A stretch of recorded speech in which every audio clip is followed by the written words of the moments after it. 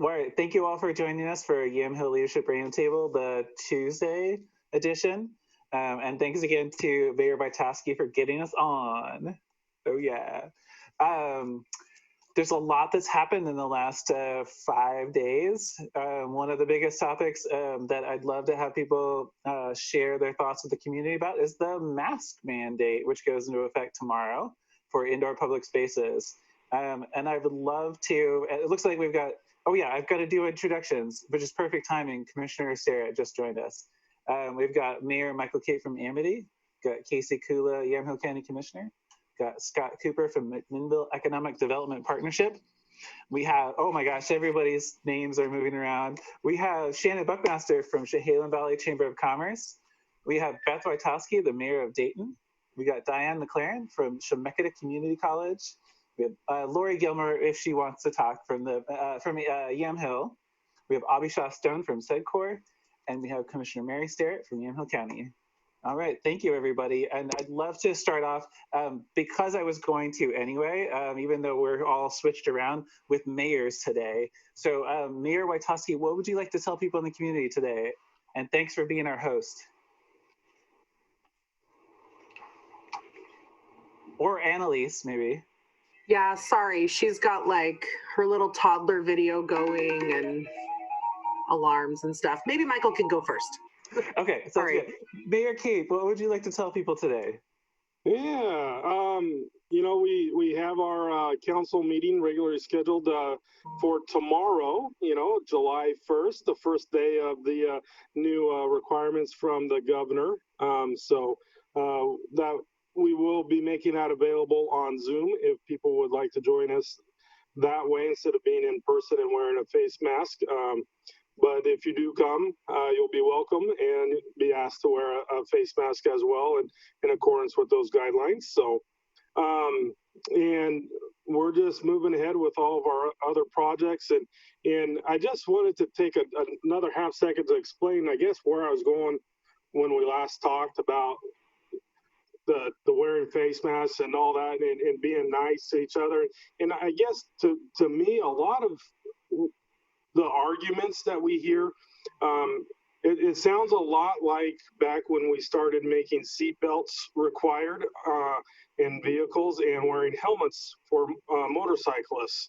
You know, it's a lot of the same arguments of, oh, it's my personal right and my choice and all that kind of stuff. But here we are, you know, several years and even decades from when those laws went into effect, and it's like second nature. Nobody even really second guesses those requirements. And I look at the face mask requirements in a lot of the same light. It's being done today for health reasons to keep our society healthier. And that's the bottom line. And whether you agree with it or not, it's the directive. And so that's what we get to enjoy is those directives. And so let's just be kind to each other. And if you have comments about that, direct those to the people at the state level that have influences on those decisions, you know, the Oregon Health Authority and the governor's office. And they're the ones that need to hear those messages and do so in a polite, respectful way. But, you know, everybody else, it's our job to follow those directives. So that's part of being a part of a society that's governed by the rules that we all chose to be governed by. So that's all I got. I just keeping it short, sweet, simple. So thank you. Maybe Beth has enough time now. Thank you, Mayor. Yeah, sorry. I was at least able to get her to turn her video down. Yeah, I actually really, really appreciate Mayor's comments today, especially because he made them not in an Oregon State shirt, which just makes them a lot more palatable for me. No, it's you know, it's really good. It's a really good point to compare it to previous changes, and you know, and some resistance to those things. One thing that I want to really remind my community and other folks watching these calls is to remember, you know, one of the messages I've heard a lot is, you know, masks are not effective, and so I am not going to wear one. It won't protect me. And I think that misses the underlying message that wearing a mask may not protect you that well, but it actually protects other people pretty well because of how the virus is transferred. And so I think people mistake that and say, well, if you're worried or if you're fearful, you should wear a mask. But if only the vulnerable people are wearing masks, it actually does not help. We need other folks to wear masks in order to protect those vulnerable folks. And so I want to remind listeners that while you're looking at data, do keep that in mind, that the question isn't whether the mask will protect you, it's whether the mask will help protect others. I mean, we do need to think of others, and I think that probably comes a little bit easier for a lot of folks in leadership, because we're making decisions for others very often, and we try to keep their best interests in mind, and we try to listen to their perspectives and opinions. And we have to look at hard data, and we have to listen to anecdotal data. And I think that does come a little bit easier for people who've been in leadership and been making decisions like that. And so I empathize a little bit with that. But I also have heard from, and I know, again, Mayor Cape talked about this a little bit in a previous meeting, I think last Tuesday, but, a lot of our businesses, and perhaps Shannon can share about this, or Joya, I know I've had a couple of business owners talk to me about, resistant customers. And, when they've tried to make decisions for the health and safety of their employees or for themselves or for their customers, and they get so much pushback that it can be really emotionally exhausting. And I've heard from a couple people who said, we may stay closed simply because we're barely making the margins that we need to stay open anyway. And it's really also very taxing on our mental health, because people who've patronized our business for a long time or been kind or long-term friends even have become really aggressive and resistant, even when that business owner has made those choices. And so the positive part of the mandate is that it's not as individualized. And so I hope that people will not push on business owners, will not be frustrated with those operators and those employees, which of course floor employees are often, low wage employees. And they're just doing their best, and things are not at their discretion, and they shouldn't bear the brunt of these decisions that they didn't get to make. So again, I guess I'm going to repeat lots of things to Mayor Cape today, but we need to make sure that we address questions and criticisms and suggestions to the appropriate parties. And grocery store floor associates are not the appropriate party to discuss requirements for floor masks. And so we do need to be kind, and voice their concerns where they need to be. And I think I shared before, I generally don't like, I like local decisions. I want cities and counties to make decisions. I want business owners to be able to make their own decisions. But I do think that in this case, those decisions have really not been upheld and all, broadly. They've not been widely respected. And as a result, now we do have the state mandate, and it is our responsibility to live within it. And so I really hope that people can be kind and offer grace. Yeah, thank you very much, Mayor. To both mayors, thank you for starting us off with those good thoughts. It's amazing how complicated it is. Yeah, even with the science and the data, and I tried to explain to people at least how I see it, that you've got data, and you've got peer-reviewed literature, and you've got evidence, and then you also have the public health looking at the values of a community, and the public health guidance really comes out of meshing the data with the values, and sometimes it's not perfect. Do we have any comments or questions for Mayor Cape or Mayor Witoski? And I want to note, welcome Joya from the McMinnville Chamber of Commerce, and welcome Representative Gomberg. Sorry, we did introductions a little early. We were able to get on right away. Okay, well, what I would love to do, I'm going to shift to other elected officials. So we'll go with Commissioner Sterrett as the beginning. Commissioner Sterrett, and then we'll go to Representative Gomberg. Commissioner Sterrett, what would you like to tell people in the community today? Thank you so much, and I appreciate everybody's comments.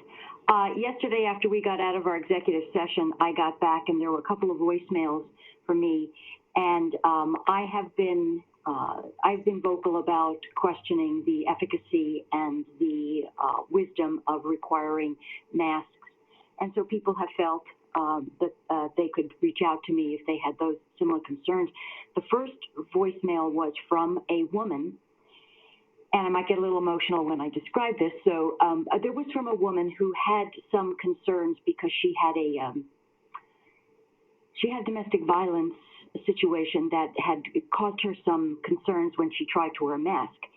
And it was upsetting for her to talk about it, and it was upsetting for me to listen to it. And she said, what can I do? Then another voicemail I got, I'll go back to this call and what my recommendation was from a veteran. I also got an email from a woman who is the mother of a 19-year-old special needs asthmatic child. And they all said, what can we do? And so I really am at a loss. I know how I feel personally when I've tried to wear a mask. I know it's been difficult for me. I know that there are people who struggle with this. And when we talk about grace and inclusivity, I think we have to think about the fact that sometimes people are not just trying to be obstinate or resistant, that perhaps there really is something underlying that makes it of concern. And I want to be able to extend that grace and that inclusivity, as we are so willing to do to people in our community, to be able to say, if this is a concern for you, I don't need to know why, because I could hear that woman struggling to tell me her story and she could barely get through it. And I didn't want her to have to tell that every time someone asked her why she wasn't wearing a mask. So my question to Jody Christensen at the governor's office this morning was, how do we address this? You know, not only from a public policy standpoint, civil liberties standpoint. I know that there's going to be significant litigation in other states and in this state about the constitutionality of requiring someone to wear a face covering. And we could debate that, and that's not the purpose of this call. So my question was, what is the law? What is the statute? Can the governor actually make a request or issue guidelines? But is a guideline, tantamount to a law? So in waiting for that response, I've gotten pretty much a response that is just a non-response from a couple of different times. I'm looking at what we have out there now, and the guidance says that individuals who have a medical condition that makes it hard to breathe or a disability that prevents the individual from wearing a mask can request an accommodation. And also, if you look at what businesses are asked to do, they can, the last thing that it says in this guidance on the governor's website, it is strongly recommended that everyone wear a mask or face covering where they can't maintain 6 feet of physical distance from others outside of your household. So what I would like to say is that while we have made the assumption that the science is settled, kind of reminds me of climate change, we make the assumption that the science is settled on this, it clearly is not.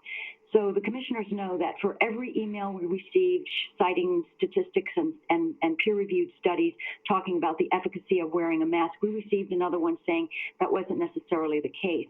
So let's be open to that, and let's try not to shame those who are questioning this. And I intend to suggest that people make these decisions themselves. And so I would like to think that we are going to be inclusive in all of these things without calling people grandma killers, granny killers, and we're selfish and we don't care about people if we choose not to wear a mask. I have a family member with significant COPD who tried to wear a mask and wound up having to make a visit to the ER for a nebulizer treatment. And so for me, when we see someone without a mask, let's not make assumptions that they're Bubba who wants to, raise the redneck flag and rage against the machine, because that's not the case. So I hope we can all think about that. Well, Commissioner Sterrett, as usual, you've given us a lot to think about here. I really appreciate it, honestly. I think that it's really important to, and I think that Mayor Cape actually touched on this too, is providing some level of grace. My parents always said to me, there's always one more fact in every person's case about which we know nothing. So I think that applies just as well to this situation.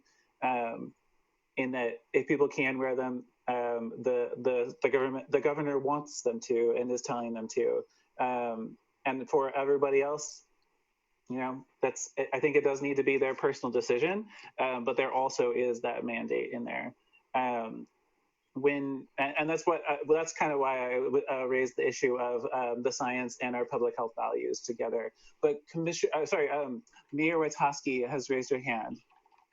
Yeah, I kind of wanted to reiterate a point that Commissioner Sterrett made early in that discussion related to the domestic abuse victim, and that is that, you know, a lot of the conditions that might make it difficult to wear a mask are not going to be things that you can see at a glance.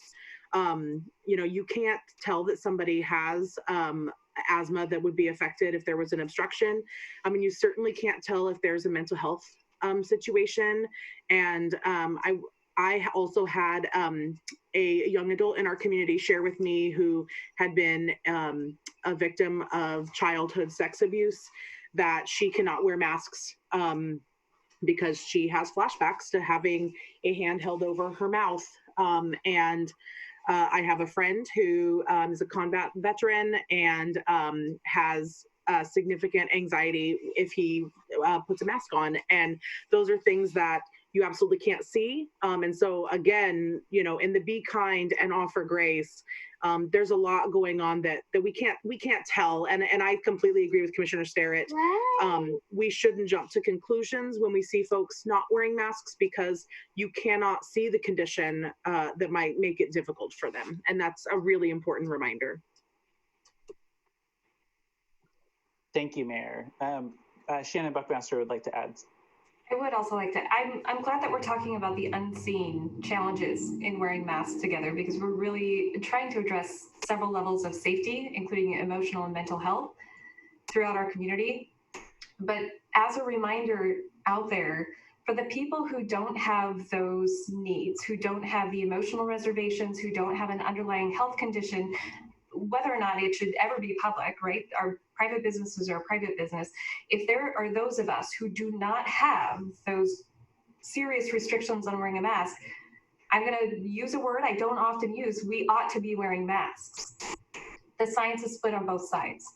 If there is a possibility that we can protect people and we do not have any of those restrictions personally for wearing a mask helps our businesses stay open, helps our vulnerable people stay safe. It gives the choice to people who can't wear masks to safely not wear a mask. It's the same idea between the Stay Home, Save Lives order. For the people who have to go out and get a paycheck, the more people who stay home, the safer it becomes for all of those people to go out and work.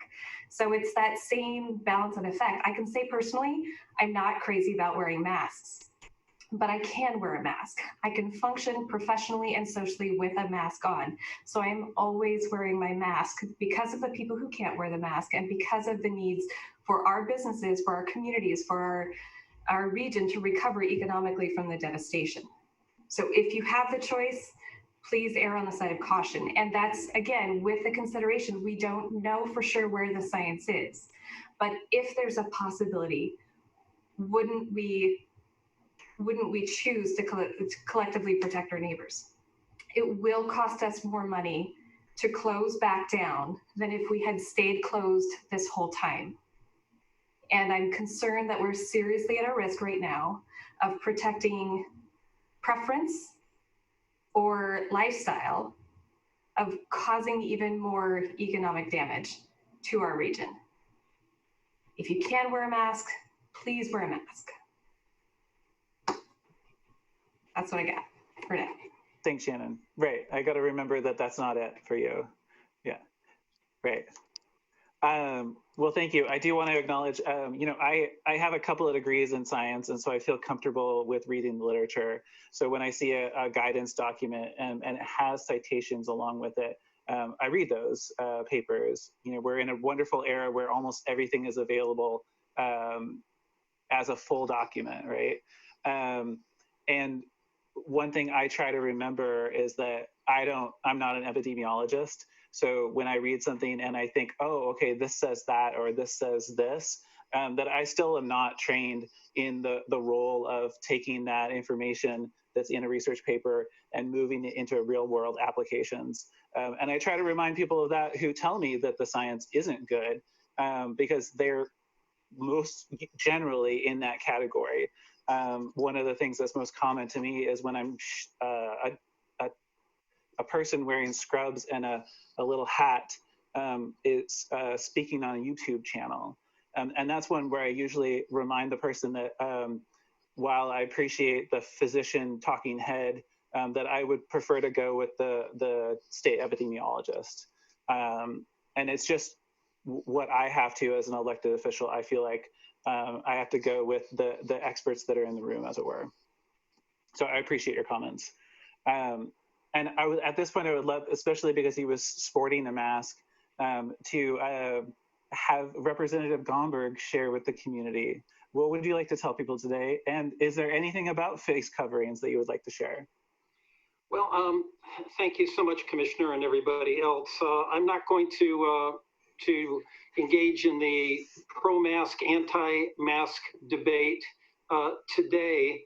But part of the context that I bring to the conversation is, in my district, we have at this point the highest unemployment in the state at 26%.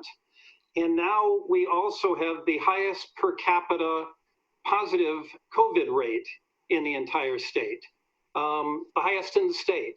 And those two factors weigh heavily on me. So one of the concerns I have is that that most of us are at phase one. We'd like to get to phase two, but we are anticipating a spike in positives across the state. At the coast, we're already seeing that, but we're anticipating it in other places across the state. What can we do to minimize the odds of us regressing and closing down businesses that have just opened? What tools do we have to address that? That is of great concern.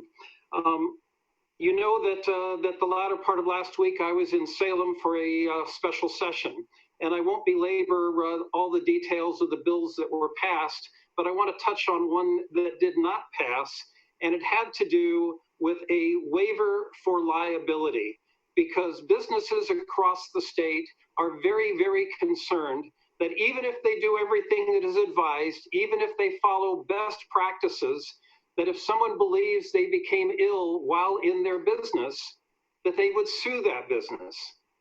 And that is equally true of local government, that if somebody uses a public restroom or uses a public counter space in a local government and then becomes ill and believes they got it while in a public facility, that they would sue local government. And finally, we have the very grave concern coming from our school districts that they too would be vulnerable to liability, even if they are following all the public guidance and all of best practices. So I raised that issue going into the special session. And when it didn't get any traction, I then took the unusual step of organizing 10 of my Democratic colleagues in the House to send a letter to the Democratic leadership. I hope you appreciate that that was unusual. We were not able to actually get the measure adopted, but we got it on the agenda. We had some serious conversations, and the Speaker has agreed to move forward with a work group trying to negotiate how we protect businesses and schools and local government, and how we also protect consumers and constituents and students, and particularly important, employees. Which brings me back to the question I asked a couple of minutes ago. How do we minimize the odds of someone getting sick? And how do masks factor into that? The last thing I'll share with you is that a week and a half ago in Newport, they conducted door-to-door COVID testing. And it was voluntary testing, it was free testing, and it was non-invasive testing. But they tested it over 400 households. They tested over 500 individuals, because some households would have more than one individual there. And they came back with a positive rate approaching 3.4%, which is to say that 34 people per 1,000 are testing positive. But again, the great majority of them being asymptomatic, which means they don't know they've got it. They don't show any of the symptoms that they have it while they are positive. And so they are out in the community shopping and visiting friends or going to work, but not realizing that they are positive. So again, what tools do we have to minimize the possibility that they could infect others? Masks are an important part of that conversation. So is social distancing, and so is testing.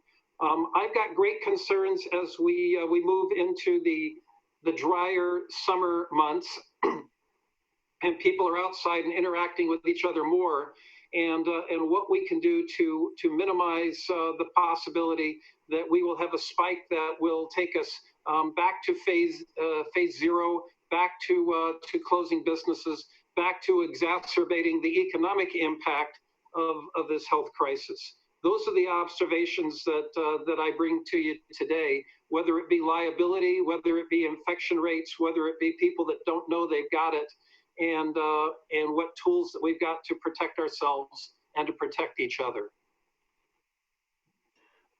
Well, thank you, Representative Gomberg. And it sounds like you share Shannon Buckmaster's concern, and I share it as well, about doing what we can to keep us from regressing through the phases. I think that's the best thing that we can do right now, is to keep us from going back. Mayor Cape. Thank you. And I just wanted to also kind of touch base on this from the school's perspective as well, because there's a lot of stories I just saw online today, 3 more stories that pediatricians are saying send the kids back to school. And I think there's a lot of truth to that from the health perspective for the kids. However, the concern is there going to be staff there to be able to receive and supervise and teach those students, and that's the big key. And because even today I was just talking to another one of my bus drivers, and his wife wants him to quit now without even knowing what our plan is, because she's afraid that he's going to get sick as he's older, and then get sick and die. She's really afraid of that. So the schools thing is it's not just, is it healthy for the kids to be there, but you got to have people there that can take care of the kids as well. So just another thing to keep in mind, and all the things that we see, hear, and read. So thank you. And thank you, Representative Gomberg. I do appreciate the work that you did, and especially in sending that letter. I know what that takes, and I do appreciate that. So thank you. I believe that Representative Gomberg called this a 2-beer conversation to have the full story. So, but I think that everybody here recognizes that it's hard to be independent, and it does take some courage. So I just want to recognize that. And since my parents are in your county, very close to you, I also, I want them to be safe there too. A very brief story is that my father is a person who does not like mandates from the government on anything. And he explained to me recently on the phone that he doesn't like wearing masks, and he is totally fine with it because he wants to be safe and he wants other people to be safe. And I thought that was an interesting thing to hear from him. It was unexpected, but I was pleased. That's my little anecdote for the day. Representative Gomberg, did you have anything you wanted to follow up with that? I'd be happy to answer any questions about the special session or other things going on. I continue to have great concerns about the Employment Division's inability to get checks out to people that have been waiting for way too long. They seem to have turned the corner and are dealing with people who have what I would call normal claims, but the PUA claims, and that is people that are self-employed or gig workers that are more unusual, they are still way behind. And I share that with great frustration, as I hear from people every day who have been waiting for more than 10 weeks and are going from being angry to despair to, in some cases, very sadly, suicidal, not knowing what to do and how to pay the bills. And I deal with that with very great frustrations, and I wish I had some better answers, except to say that we're continuing to push the Employment Division to respond. And while they are working with more people every day, they still haven't chipped much away at this iceberg of applications. Yeah, thank you very much for adding to that. I was actually going to ask Commissioner Sterrett about questions maybe for you about the special session, but I also want to acknowledge that she and I both receive a lot of emails from people in the community who just don't know what to do. They don't know where to turn. They haven't heard from OED. And you probably have the same thing, people directing folks to you who have gone the gamut from anger to despair. But Commissioner Sterrett, would you like to add anything, or do you want to ask Representative Gomberg about the session? Well, the only thing I would add to the unemployment is, again, I got an email, and you get them too, this morning about a man, and the subject line said desperate. He has not been getting any financial assistance through unemployment since May. He's about to lose his house. He's blown, you know the whole story. Everybody's really at the end. He's got a family, and what's interesting is this is somebody in our community who has gone through the recovery process, and this is really something that you can understand, even under the best of circumstances, could jeopardize someone's recovery. So, of course, we know that Representative Ron Noble and Pam Thompson have just been phenomenal about getting these run up the chain of command and getting them addressed. But unfortunately, most people don't know that they have that option. So I would just say that if anybody really wants to, to push this and is having a hard time, contact one of the commissioners, and we'll just get it to our representatives who will address it, because they have. Yes, that's what I say. Yes, they really do. Our representatives and our state senators really grab onto these and hold on and push OED until they hear something, or at least make contact. So yeah, thank you for that reminder. Any other questions or comments for Representative Gomberg, except for the many thanks for you in the chat feature? Joya. Hey, thank you, Commissioner. Representative Gomberg, I had to look away for a moment while you were speaking about the special session, so my apologies. Our bookkeeper was here. Regarding the protections for business, my understanding is that will come up at another special session for discussion. It concerns me now because what's going to happen between now and the interim? What our business is going to do? It's a little frightening for us, even for the Chamber of Commerce, when I think about, having a greeters or some other kind of gathering where something could go wrong. So I would like to hear. Thank you very much for your time, and thank you for championing this. I really appreciate it. Well, again, the short answer is that nothing was adopted during this last special session, but we were able to get an agreement that a group would come together, what we call a work group, to negotiate some of the aspects of the question: how to protect businesses, school districts, local government, but also how to protect employees and consumers. And I would expect that proposal will come back when we have our next special session, which you're now hearing will probably be toward the end of July. So the issue is not dead. It was interesting to me that we submitted an amendment, and then we submitted a letter with 10 Democrats signing onto it. Within an hour, we had another letter from the Republican leaders saying, "Thank you. We are pushing this as well." It was really a bipartisan effort to get this topic on the table. The answer was that we haven't had enough time to work out all aspects of the question. Frankly, I found that disappointing because it was a fast-moving special session that dealt with a lot of topics rather quickly, and I thought we could have dealt with this one as well. But I'll take movement toward a solution much more rather than no movement, and so we're making some progress, and I hope that we're going to have an answer in the next month. Follow-up? Yes, I have another question. What can we, myself as a chamber CEO, what can I be doing to support the efforts that you're trying to do to move this forward? I'll take whatever suggestion. If we can be of service and of assistance, I'm happy to do that. Well, I appreciate you asking that. You can't see the letter I'm holding up very well, but it's a letter that was signed by about 30 different organizations asking us to move this issue forward. This is a letter that I put into the hands of our legislative leadership, and the chambers of commerce, I'm looking at from the back, are featured prominently here. I am confident that representatives and senators from throughout Yamhill County are supportive of this.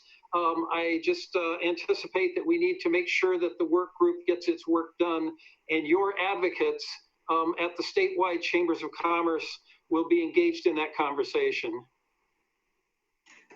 Great, thank you. And it looks like Shannon Buckmaster has a follow-up.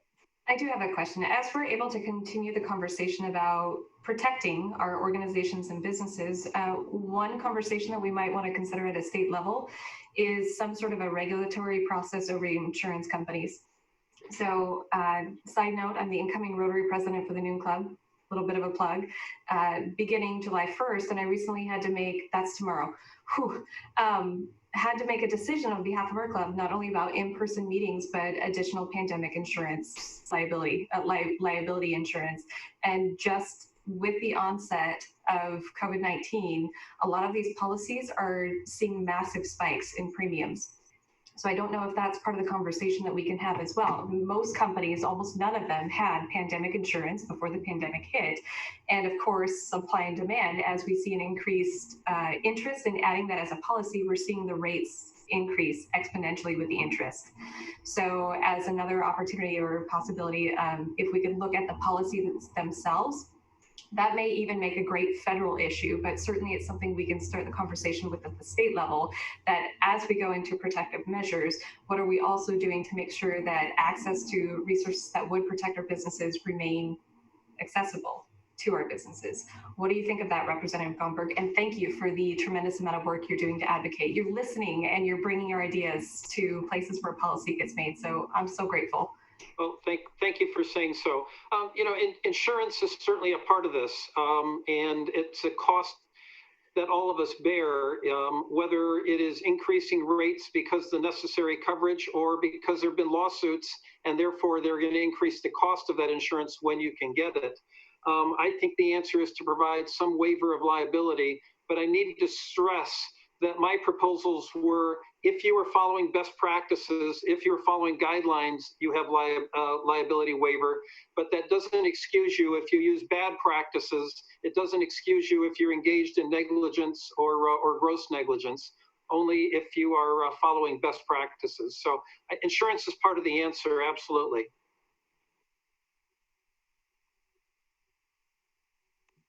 I couldn't hit the unmute button, sorry. All right, great, thank you. Do we have any other follow-up comments for Representative Gomberg? And I just want to acknowledge Shannon Buckmaster mentioned at federal level. We got a federal update through Stacy in Merkley's office, so take a look at that. Well, then I would love to move on to Abhisha Stone. We'll do Abhisha, Shannon, and Joya for some more business updates. What would you like to tell people in the community, Abhisha? Good afternoon. Thank you, Commissioner. I just want to continue the thank-a-thon for Representative Gomberg and extend my appreciation for continuing to pursue the topic of support for our business community in terms of liability related to COVID. And I think you made some really good points about responsible approaches versus negligence. And that's probably a fairly good starting point for some of the language that your team will be using. Because liability, of course, does not, or protection from liability does not mean that people don't have to be responsible. Okay, so on to some updates from SEDCOR. First of all, I wanted to remind folks that next week on the 8th at noon, we do have our webinar where we'll be hosting a panel of our traded sector business partners who transition to making PPE to serve the need for our community amidst the pandemic. Some of them received some sort of state support via funding or contracting. Some of them already basically were in a position of making PP, while others made significant changes to do that. We have a food company joining us and then some textile companies. So For any of you who are interested in asking questions directly of those business partners, this would be a great time to hear their story, to understand their pressures. They'll be talking about trends in their industry, pressures that they have around employment, concerns that they have potentially with issues like liability and whatnot. And so we're excited about the panel because these are very engaged industry partners. So we hope that you'll join us. You can find access to that webinar, which of course is free, on SEDCOR's website, sedcor.com, under events. Again, that's the 8th at noon. I also want to add a little bit of conversation to the unemployment topic. So the last I saw, and maybe commissioners, you can correct me if you have an updated number, but the last report I saw coming from the state had Yamhill County at just over 14% unemployment. Is that correct to your understanding? I haven't missed an update. Great. I think we're at 13.2% currently, and the state's average is 14.2%, but that just came out late last week. Thank you, Shannon. So obviously that's a very high unemployment rate, higher than during the recession. Obviously a major point of concern. Representative Gomberg shared that in other places within the state, they're much higher, including our adjacent counties. I do want to share that I have this last week gotten more emails from industry partners looking for employees than I have in the last 5 months.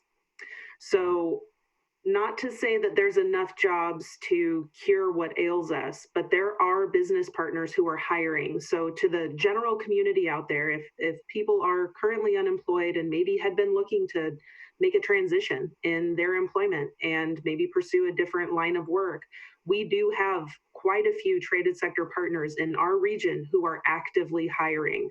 So I would say reach out to WorkSource Oregon for job placement. A lot of our temp agency placement partners are having great success placing folks who are working for companies making more than minimum wage, who have good insurance and all of those other sort of benefits. So I just want to encourage folks to not be too discouraged and to continue looking and to reach out and make contact with those placement agencies. There are jobs available.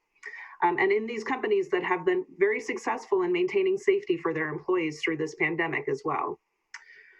So state and federal funding, wanted to let you all know that we continue to pursue funding from the state and the feds for infrastructure type projects such as broadband. We're also looking to pursue additional funding and support for distribution of PPE to our businesses.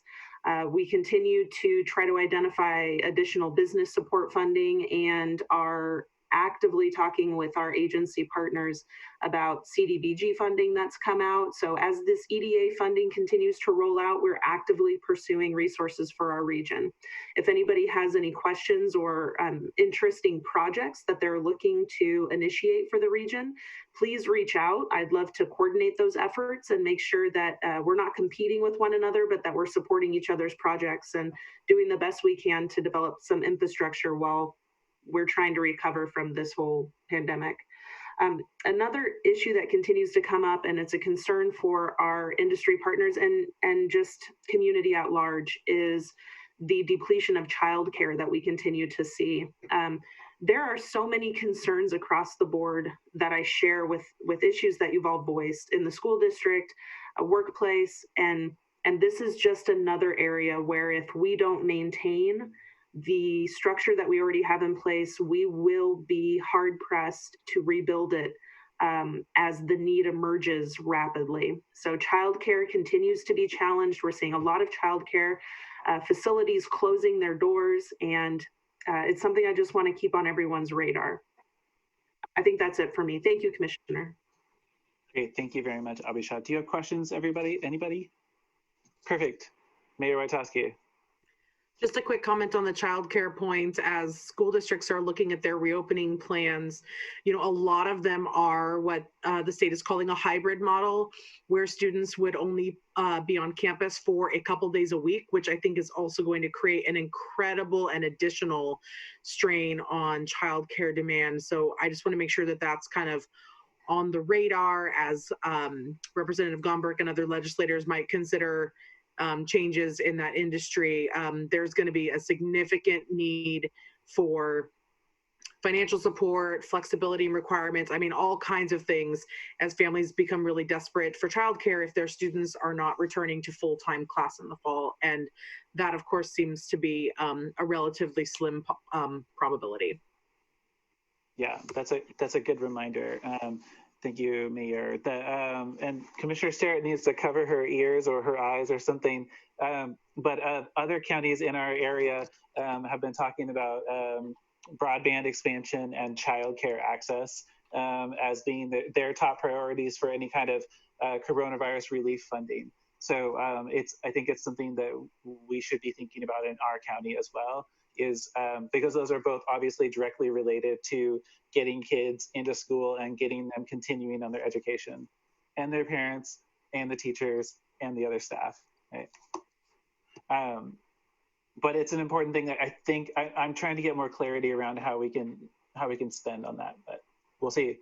And right now, Kathy Tate at Online Northwest is about to submit 2 grant applications for expanding broadband. So that's another fingers crossed one. Shannon Buckmaster, what would you like to say today? So actually, I want to follow on to the child care issue as well, and just remind our elected our elected representatives and our business community that issues in childcare disproportionately affect women, single parent households, and people who are already challenged at income levels. So childcare becomes an exclusive privilege. And I am going to be a woman. I'm going to be a professional woman right now and say we've made incredible strides over the last several decades to allow women to pursue the careers that they would like to have and find joy, fulfillment, and output, meaningful output into professional communities in. And when we choose to disinvest or not prioritize childcare options, when we also still have a culture that puts most of the burden of parenting on women, although I am acknowledging single parent households, which can be any combination of a single parent, we are also, it's a backward step for including different perspectives in the workforce. So let's elevate this. It's not just workforce, it's also equity and inclusion. That being said, I've gotten a few opinions out there. Y'all are very patient again still, and I did want to address masks. We've done that. We've beat that horse for the hour. I did get new information on an extension package for unemployment insurance benefits. It's the Pandemic Emergency Unemployment Compensation for Oregon, PEUC. Let's introduce another acronym. This does not apply to self-employed gig workers or independent contractors. Those non-traditional unemployment benefit receivers will still need to go through the pandemic uninsurance process. So this is for regular employees who have reached the end of their benefits. You can apply for a 13-week extension. It's my understanding that if you're applying weekly for your regular check and you've reached the final limit of your benefit, you will automatically get a prompt to enroll for this extension. It's 13 weeks after your benefits have expired. You cannot jump the gun. You have to wait until you have zero balance claim and you've exhausted your opportunities. But then 13 weeks, and that does include the extra $600 subsidiary from the federal government as well. So you can get it for 13 more weeks if you've been there. There are limitations. So the benefits are available for up to 13 weeks. They're payable for the weeks from March 29th, 2020 through December 26, 2020. If you've not used all 13 weeks of extension by then, your benefits will be paid retroactively back to the first week you became eligible, as long as it's not before that May 29th. The other exception is if you have an expired claim from before, I have the date here, June 29th, 2019. So in other words, if you were receiving unemployment benefits for non-virus related reasons between last June and the onset of the pandemic, this program may not apply to you. But if you are exhausting your benefits, because just like we talked about last week, we're reaching a tipping point where this is no longer a reactive temporary crisis. We need to start envisioning long-term permanent solutions and try to understand what it looks like to fully recover from this situation in the next 2 to 10 years. depending on your perspective. So this is another option to stretch the funding and the opportunities a little bit further. Any questions? That was some great information. Thank you. I feel like I saw it come into my email box from you, but I really appreciate it because now people in the community can hear it. I proactively sent over the program description and a fact sheet to everybody who's actually invited to be part of this panel, so the community has it. Great, thank you very much. I do get emails regularly from people who are like, I'm getting to the end of my benefits. So thank you. And because this is going to go a long time, we're going to see this from lots of different people up ahead. All right, thank you. Joya, what would you like to tell people today? Thank Wait you. a minute, did you already? No. Yes, no, you didn't. I asked a question, but I didn't update. It's okay. Thank you for the time. Thank you for giving me time today. I appreciate that. Couple of things. We have a business support series that we're doing. There'll be Zoom meetings. The first one is July 8th from 1 to 2:30. And the title is Tips on Why Online Commerce is Essential for Your Recovery. The second one is on the 15th, also a Wednesday from 1 to 2:30. Innovation and Pivoting during Challenging Times. We'll have two speakers talk about how they've changed their business model to address COVID. And on July 22nd, we'll be doing a workshop on 4 easy ways to expand your business exposure by using the Chamber website. Our next in-person greeters, we had one last Friday at LUMS. We had 68 people show up. It was super fun.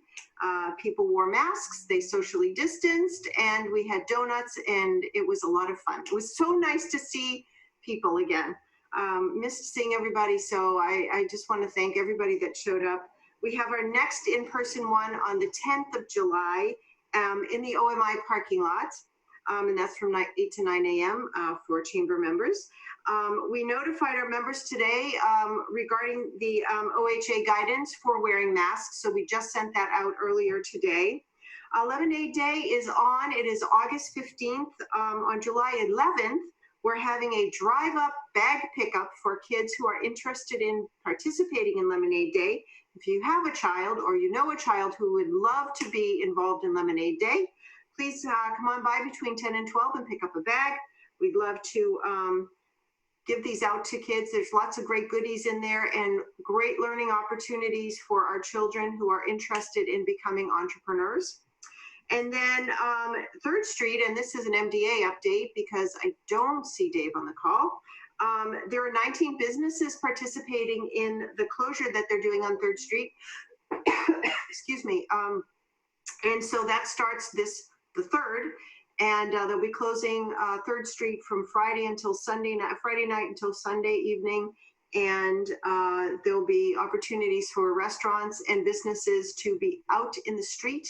So come on down and support your local businesses by visiting our downtown and not parking there because there won't be a place to park. But anyway, the cross streets will be open. Anyway, that's my report. Thank you very much.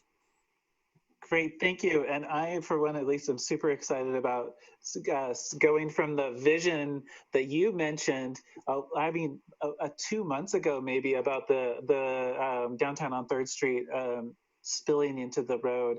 And so it's really great to see it coming into fruition. So thank you for your work on that and advocating. Oh, well, it's MDA, but thanks. I'm fully supportive of it, though. Thank you. It sounded like you had a place in it. All right, thank you very much. Scott Cooper, what would you like to tell people today? I feel like Johnny Carson's last guest. Sometimes there's just not time. Just real quick, to mention that the city's urban renewal program has something they wanted to announce on the Urban Renewal Business Recovery Facade Improvement Program for those businesses that are in the commercial and industrial. For commercial and industrial businesses, they have a $5,000 max with a 10% match for facade improvement. That's just such a great deal, and there's some early interest in this already. It's coming through. It starts tomorrow with applications. Those can be contacted if you're interested to contact the planning department and Heather Richards, or you can visit the city's website to check more information out on that as well, to get the district if you're questionable about where you are or are not in that district. Any of those people are happy to help, including myself. But a really great deal and a really good opportunity to upgrade the downtown businesses and those businesses in the urban renewal district. Thanks. Great, thank you very much, Scott. And we just have a moment left. Are there any final comments? All right, well, thank you all for joining us today. Just want to remind the community out there that we are going to be living with coronavirus for quite some time as something that is still a new virus to all of us, and that doesn't have at the moment an effective treatment, and that doesn't at the moment have an effective vaccine. And the things that we can do to slow down the transmission of the virus, we should be doing as much as possible. So those are stay outside as much as possible. Here I am sitting inside while I talk about this. Wearing a face covering whenever possible, keeping your distance from other people, and generally being aware of how many people are gathering with you. We hear a lot now about tests coming, positive tests, and people spreading the virus from gatherings of family and multiple families together. And I can say that as a person who has a lot of people that I want to get together with, I absolutely understand. And we are seeing spread because of those gatherings. So please just be aware of that as we move forward, especially with the 4th of July weekend ahead of us. A reminder that we discussed early on that we will be taking off this Friday. McMinnville Community Media won't even have to be here in honor of the 4th of July holiday and Independence Day. So thank you, everybody, and stay safe out there. And remember that both coronavirus and systemic racism impact communities of color disproportionately. So whenever we're thinking about how we can help reduce the impacts of coronavirus, we're also thinking about things that we can reduce systemic racism. And I just want to put that out there as a thought. We can do more than one thing at once, and we need to do more than one thing at once. So thank you, and we will see you next Tuesday.